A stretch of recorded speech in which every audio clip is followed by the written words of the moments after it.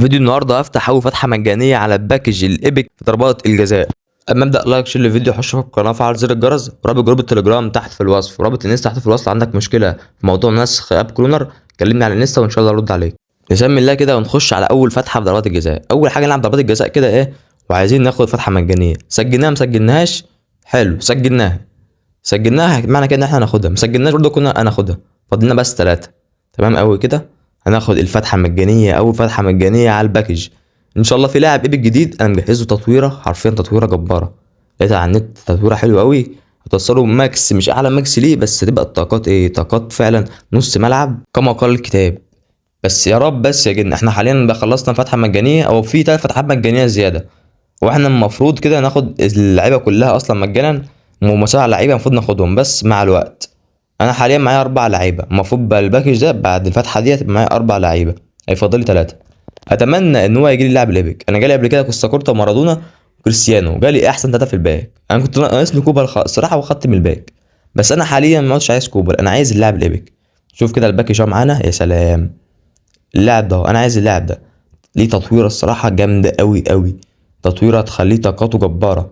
هو اصلا شايف، انت شايف كده طاقاته من غير التطوير ومن غير البوست طاقته حلوه قوي. عنده 3 في الباسنج او 2 في الباسنج، حلو قوي. انا ان شاء الله هيجيلنا، ان شاء الله يجيلنا. ما يجيلناش اي لاعب تاني، ولا السي بي ولا كوبر ولا اي حاجه. نفتح الفتحه شكلها ايه ده، فتحه شكلها مش مطمن. مش ايبك صح، مش ايبك ما نورتش. هو مش هو مين؟ السي بي سافيتش. انا قلت لكم ما يجيليش ولا السي بي ولا يجيلي كوبا، هو جالي السي في. الله عليك يا سافيتش، يا سلام. هي كونامي اصلا كده بتراضي الواحد.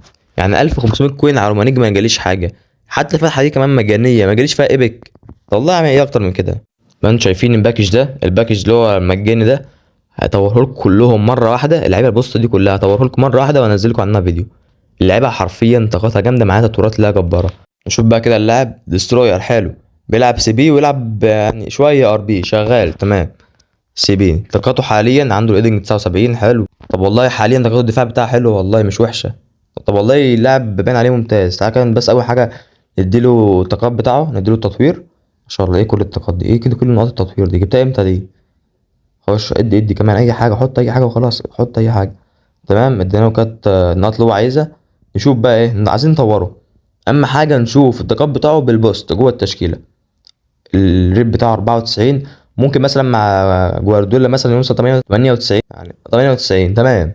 98 في التشكيله. نشوف بقى ايه ديستروير، تمام. نشوف بقى الطاقات بتاعه. هيدنج 88. يا سلام يا سلام، شايف الطاقات الدفاعيه كلها في التسعينات، يا سلام والله.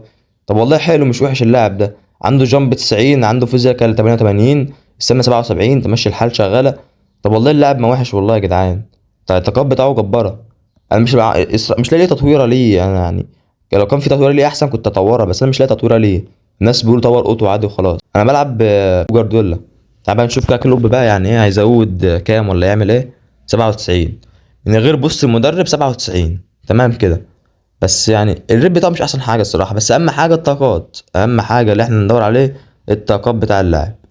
97 بس ايه. هنجربه ان شاء الله، هجربه جنب صليبه ديستوريا جنب بيلد اب. هي اصلا عندي معاناه في الديستوريا شويه، ما عنديش دافعين ديستوريا كتير. بس حلو، الطاقات بتاعه ممتازه، هنجربه. بس كده تمام قوي. التجربه بتاع اللاعب ده هتنزل شورتس ان شاء الله. يعني ممكن كل يوم انزل فيديوين شورتس ليه، اي حاجه. المهم التجربه بتاعه هتنزل شورت. بس دي كان فيديو النهارده، متنساش تعمل لايك، شير الفيديو، حشر في القناه، فعل زر الجرس. اشوفكم الفيديو الجاي بصحه وسلامه، سلام.